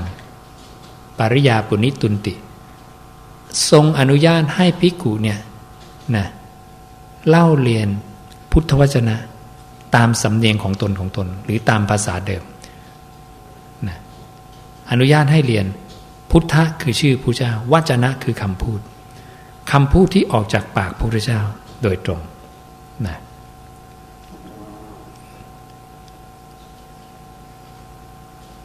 จริงทุกปัญหาในโลกมีคำตอบหมดนะพระพุทธเจ้ารู้ความเห็นของมนุษย์ทั้งโลกว่ามี62แบบมนุษย์คิดไม่เกินนี้บัญญัติเรียกว่าทิฏฐิ62นะทิฏฐิ62เกิดจากอะไรเกิดจากอุปทานในขันธ์ทั้ง5หรือความเข้าใจผิดในผัสสะคิดว่าผัสสะเป็นของเราหรือที่พระองค์เรียกว่าสัตว์นี้เป็นผู้มีผัสสะปะเรโตคือมีผัสสะบังหน้าเข้าใจผิดในผัสสะเข้าใจผิดในสัมผัสนั่นเองคิดว่าสัมผัสเป็นตัวเราของเราคำถามจึงเกิดขึ้นแก่คนหนึ่งที่ถามพระเจ้าว่าผัสสะเป็นของใครเห็นนะเนี่ย ส่วนใหญ่ก็นึกว่าฉันเห็นฉันได้ยินฉันได้กลิ่นมีฉันหมดเลยเห็นไหมในใจเราจะมีคำว่าฉันหมดเลยฉันรู้ฉันเห็นฉันได้ยินเนี่ยทั้งที่มันไม่ใช่เข้าใจยากนะยากเหมือนกันนะจะว่ายากก็ยากจะว่าง่ายก็ง่ายและเรื่องเหล่านี้เรื่องอันลึกซึ้งเหล่านี้ถ้าโยมไม่ตั้งใจฟังโยมจะรู้ไหมไม่มีทางเลยขนาดตั้งใจฟังยังต้องใคร่ควรคิดตามดีๆถึงจะรู้ถึงจะเข้าใจได้แล้วคนที่ส่งจิตไปที่อื่นแล้วจะมารู้ธรรมเหล่านี้ไม่ใช่ฐานะเลยแล้วกับคนที่ไม่เคยได้สดับยิ่งไม่ใช่ฐานะใหญ่ถูกต้องไหมนั่นแหละพระองค์จึงให้เราเป็นอันดับแรกคือเป็นผู้ได้สดับก่อนนะได้สดับก่อนได้ฟังก่อนนะจากการได้สดับพระองค์บอกเขาจะจำได้จากการจำได้เขาจะเอาไปใคร่ครวญนะจากการใคร่ครวญนั้นธรรมจะทนต่อการเพ่งพิสูจน์ฉันทะความพอใจจะเกิดขึ้นศรัทธาจะเกิดความเพียรพยายามจะตามมาพระองค์จึงตรัสว่า การฟังธรรมเป็นธรรมมีอุปการะมากต่อการทรงจำและการทรงจำเป็นธรรมมีอุปการะมากต่อการใคร่ครวญธรรม โยมไม่มีคำพระเจ้าอยู่ในหัวเลยในจิตในใจเลยโยมจะเอาอะไรไปใคร่ครวญไม่มีโยมมีแต่คำสาวกภาษิตมีแต่คำของปุถุชนอยู่ในหัวโยมก็ใคร่ครวญแต่คำปุถุชนหรือปรุงแต่งตัวเองปรุงแต่งเรื่องของตัวเองขึ้นมาก็เป็นการปรุงแต่งของปุถุชนอีกเช่นกัน เห็นนะดังนั้นอันดับแรกพระองค์จึงต้องขยับชั้นจากปุถุชนผู้มิได้สดับขึ้นมาเป็นผู้ได้สดับ นี่ เสียก่อนอันดับแรกดังนั้นถ้าสัตว์ไม่เคยได้ยินได้ฟังคำของตถาคตหรือสาวกตถาคตนั้นไม่มีทางหลุดพ้นได้เลยผู้เจ้ายืนยันนะเป็นอย่างนี้ แต่วันนี้โยมขยับเป็นผู้ได้สดับแล้วเป็นปุถุชนที่ได้สดับมีโอกาสหลุดพ้นแล้วนะสังสารวัฏนี้ไม่สูญเปล่าแล้วนะไม่เสียชาติเกิดชาตินี้เป็นมนุษย์รู้ธรรมะได้นะไม่เสียชาติเกิดเพราะการเป็นมนุษย์นั้นหลังจากตายไปแล้วไม่ใช่ว่าจะได้มาเป็นมนุษย์หรือเทวดาได้อีกง่ายจะล่วงลงไปในนรกกับเนรเดชฉานเปรตวิสัยอีกยาวนานเลย นี่จึงเป็นเหตุสำคัญที่ว่าจะต้องเร่งขวนขวายเป็นโสดาบันเพราะพระองค์พยากรณ์ไว้ว่ามนุษย์ทั้งหมดที่ตายแล้วเนี่ยได้เหลือกลับมาเป็นมนุษย์อีกเหลือเท่ากับเศษดินที่ปลายเล็บเทียบกับผืนดินในมหาปัตตภีดินทั้งโลกกับดินปลายเล็บประโยชน์เปอร์เซ็นต์เทียบกันไม่ได้นี่คือมนุษย์ที่หลงเหลือรอดกลับมาเป็นมนุษย์อีกครั้งเมื่อตายดังนั้นโยมในห้องนี้จะเหลือสักคนหรือเปล่าถ้าพระเจ้าพูดจริงดังนั้นโยมต้องเร่งขวนขวายตัวเองให้เป็นดินปลายเล็บนะตอนนี้คติเราเหมือนดินในมหาปัตตภีแล้วนะที่เราว่าเดี๋ยวจะได้เกิดเป็นมนุษย์หรือเทวดาอีกหรือเกิดในภพดีอีกนั้นอันนี้คิดเอง หรือฟังตามๆกันมาแต่ถ้ามาฟังพระศาสดาพระสูตรนี้รู้สึกว่าจะคิดผิดหรือฟังมาผิดนะอาตมาจึงบอกว่าต้องช่วยกันขวนขวายตัวเองให้เป็นโสดาบันนะมันก็อยู่ที่หนึ่งโยมจะเชื่อผู้เจ้าหรือเชื่อผู้ที่ต่ำกว่าผู้เจ้าพูดกันนะนักปราชญ์คนนั้นคนนี้หรือจะเชื่อตัวเองวางตัวเองวางคนอื่นลองฟังผู้เจ้าก็เป็นเรื่องที่น่ากังวลเหมือนกันว่าคติของเราเนี่ยไม่ค่อยจะดีต้องเร่งเอาตัวรอดนะเทวดาพระองค์ก็อุปมาเดียวกันเทวดาที่ตายแล้วได้เหลือกลับมาเป็นเทวดาอีกเหลือเท่ากับเศษดินที่ปลายเล็บเทียบกับผืนดินในมหาปัตตภีนะโยมไปดูพระสูตรเหล่านี้ได้ในหนังสือภพภูมิได้ทำไว้ให้แล้วนะหรือถ้าจะดูฟรีก็โหลดแอปพลิเคชันพุทธวจนะลงไปในมือถือหรือแท็บเล็ตของตนเองจะดูถ่ายทอดสดได้ดูหนังสือฟัง MP3 ดู DVD ได้ทั้งหมดนะบรรจุข้อมูลลงไปในนั้นนะเรียบร้อยและจะมีโปรแกรมอีกตัวแอปพลิเคชันอีกตัวชื่อแอปพลิเคชัน ติปิฎกะ ซึ่งบรรจุข้อมูลพระไตรปิฎกของทุกๆสำนักลงไปนะซึ่งตอนนี้ก็มีถึงพระไตรปิฎกของโรมันสคริปต์มหามกุฏมหาจุฬานะของฉบับหลวงฉบับสยามรัฐพร้อมโปรแกรมในการสแกนตรวจค้นวินาทีก็รู้แล้วว่าคำที่เราสงสัยนั้นอยู่ในเล่มข้อหน้าไหนแล้วเราก็ไปเปิดดูนะเราต้องการชัก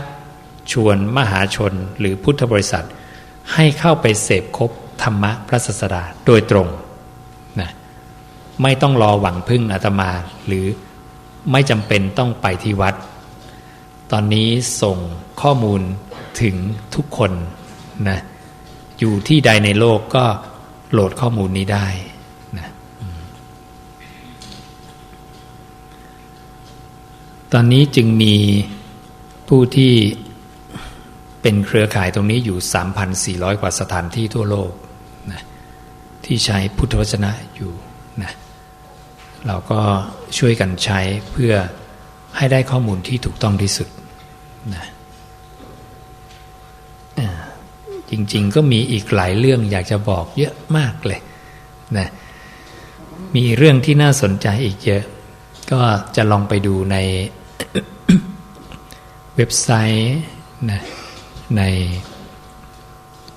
แอปพลิเคชันต่างๆได้นะหรือในหนังสือที่เราทำไว้ซึ่งวันนี้ก็จะแจกเป็นซีดีนะเรื่องทานเรื่องจิตหลุดพ้นอย่างไรเดรัจฉานวิชาขวางกั้นมรรคผลเป็นอย่างไรนะอันนี้เป็น DVD นะก็คฤหัสถ์ชั้นเลิศเป็นยังไงนะอันนี้ก็จะมีให้เสร็จหน้าที่ของครูอาจารย์ต่อลูกศิษย์ลูกศิษย์ต่อครูอาจารย์พ่อแม่ต่อลูกลูกต่อพ่อแม่นะก็จะมีให้หมดนะแล้วก็มีคุณธรรมความเป็นโสดาบันนะมีอะไรบ้างนะ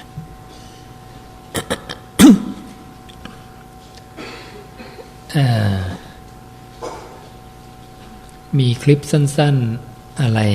ให้ดูดีดูที่เขาวางเลิกโยมจากศรีสะเกษไหมสั้นๆมั้งไม่กี่นาที 2-3 นาทีนะลองดูโยมศรีสะเกษแล้วก็พวกคนทรงทั้งหลายเขามาประกาศเลิกเจ้าสำนักทรงเจ้าตำหนักทรงพอเรียนรู้พุทธวจนะก็เลิกเลย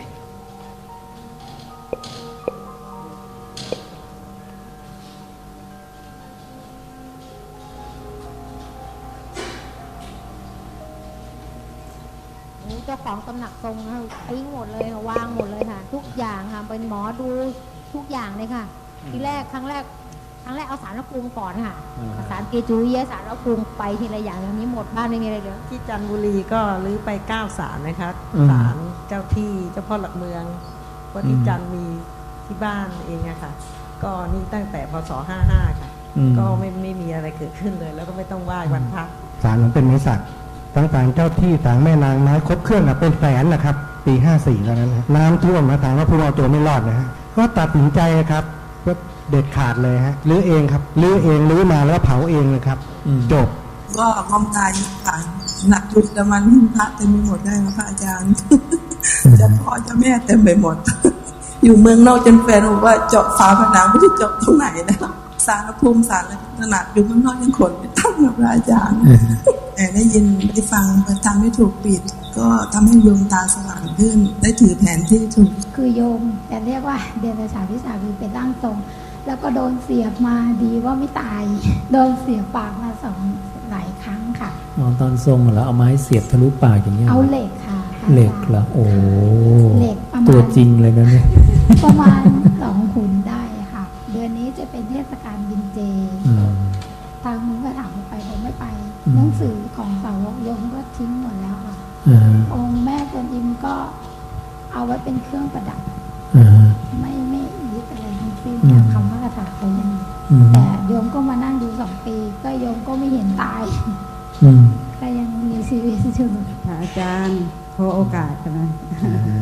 นี่มาจากลาวประเทศลาวพุทธวจนะอันพ่อพระภูมิออกขน่อยแล้วก็เก็บพระยังออกเบิดพี่น้องมาเฮือนเนาะนี่ขั้นบ่ยินเหล่าให้ได้ให้เราพีมาน้ำบัดคนร้อยเอาออกเลยสบายบัดก็เลยเบิดพละกันเนาะต้องเย็นเหล่าเมื่อเย็นแล้วมีผู้ห้องให้นะห้องขึ้นบัดนี้แหละเอาธรรมะภาษาสดาเมื่อนำปฏิบัติหรือนำไส้สะดวกสบายกันเลยใช่พอเจ้าไม่ต้องเป็นภาระอะไรนะไม่มีภาระกันเลยศึกษาจริงๆค่ะหนูวางหมดนะคะเดรัจฉานวิชาวางหมดเลยปกติหนูจะรวมตัวกันปฏิบัติมาหลายปีแล้วค่ะแต่ว่าไม่ได้มาทางพุทธวจนะก่อนหนูพาคนปฏิบัติหนูจะพาแบบหลายอย่างนะคะทั้งหนอทั้งสารพัดทุกอย่างตั้งแต่ปี40นะคะไม่มีความเจริญก้าวหน้าในการปฏิบัติเลยลูกสาวเขาจะกลับมาบ้านเขาก็บอกว่าถ้าแม่ยังพาคนปฏิบัติอย่างนี้อยู่แม่อยู่อย่างเงี้ยแม่ก็ไม่ไปไหนหรอกแม่ก็ไม่หลุดพ้นยังไงแม่ก็ไม่หลุดพ้นให้แม่เชื่อหนูสักครั้งนึงเขาก็ไปเปิดของพระอาจารย์หนูดูแล้วแบบ วันแรกที่ดูนะคะของรายการไตรภพหนูนั่งดูน้ำตาไหลจากนั้นมาหนูก็ศึกษามาโดยตลอดอยากบอกชาวอีสานว่าถ้าใครที่ยังถือผีฟ้าถือพ่อแถนแม่แถนอะไรอยู่นี่ไม่ต้องกลัวนะคะ เพราะว่าพวกนี้ต้นตอผีฟ้าทั้งนั้นค่ะผีฟ้าคือการถือผีบรรพบุรุษแล้วเอาออกถามว่าเป็นอะไรไหมไม่เป็นอะไรเลยค่ะโยนทิ้งหมดแล้วโยนทิ้งหมดเลยค่ะให้รู้เลยว่าถ้าใครที่ยังไม่กล้าที่จะทิ้งผีฟ้าทิ้งอะไรทิ้งแถนทิ้งพ่อมดแม่มดก็คือทิ้งได้เลยค่ะไม่ต้องกลัวเพราะว่าอันนี้ต้นตอผีฟ้าจริงๆเลยค่ะตั้งศาลภูมินี่ยังเสียเงินค่าตั้งแค่ครั้งเดียวนะคะแต่ถ้าถือแถนถือผีฟ้านี่เสียเงินทุกปีหนึ่งประมาณ 30,000 ถึง 50,000จะต้องตั้งเครื่องเส้นตั้งเพลงนะมีเพลงมีอะไรมาฟ้อนมาลำค่ะถ้างั้นก็กลัวว่าถ้าเกิดไม่ทำขึ้นมาก็กลัวว่าจะตายกลัวเขาจะมาลงโทษนะก็พอตอนที่เขาบางคนที่เขาออกครั้งแรกนะคะเขาก็แฟนเขาก็ด่าเพราะว่าพ่อคนแม่กูอันบ่เคยเอาถิ่มมึงเอาถิ่มแล้วมึงก็ตายแล้วแล้วก็ใจกราบไหว้เอียงแล้วก็บ่มีเพิ่นว่าเอ้าพระพุทธพระธรรมพระสงฆ์อยู่ในใจเด้ก็กราบไหว้โอ้กูบ่เคยดอกเพิ่นว่าจนกระทั่งคู่มือมันก็จะได้จ้างมันไปบวชเทื่อนึงเพิ่นก็จะได้ไปตามตลอดนะคะหิ้งเหมือนหิ้งพระแต่เป็นหิ้งผีฟ้าแต่เป็นไม่มีอะไรหรอกค่ะในนั้นมันจะเป็นหิ้งไม้แล้วก็มีธนูมีพวกดาบพวกอะไรนะคะค่ะให้ทายาทรับต่อค่ะใช่ทายาทอสูรเขาบอกว่าถ้าไม่รู้คอยสิจ้างแล้วให้เธอไปรักษาศีลแปดกับฉันแล้วเรียนรู้ว่าพระพุทธเจ้าสอนอะไรพุทธวจนะเป็นยังไงเมียจ้างผัวนะคะพอจ้างแล้วเป็นยังไงจ้างทีเดียวที่ต่อไปไม่ต้องจ้างเลยมาเรียนทุกเสาร์เลยค่ะเนี่ยก็เลยได้ขึ้นมาเป็นครอบครัวที่ผัวเทวดาเมียเทวดามาจากดำไปขาว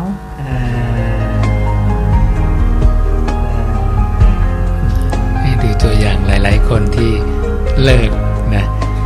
มีอิสระขึ้นเยอะนะก็ถือกันตามกันมาเรื่อยๆอันนี้เราขาดการเข้าถึงพระพุทธพระธรรมพระสงฆ์อย่างถูกต้อง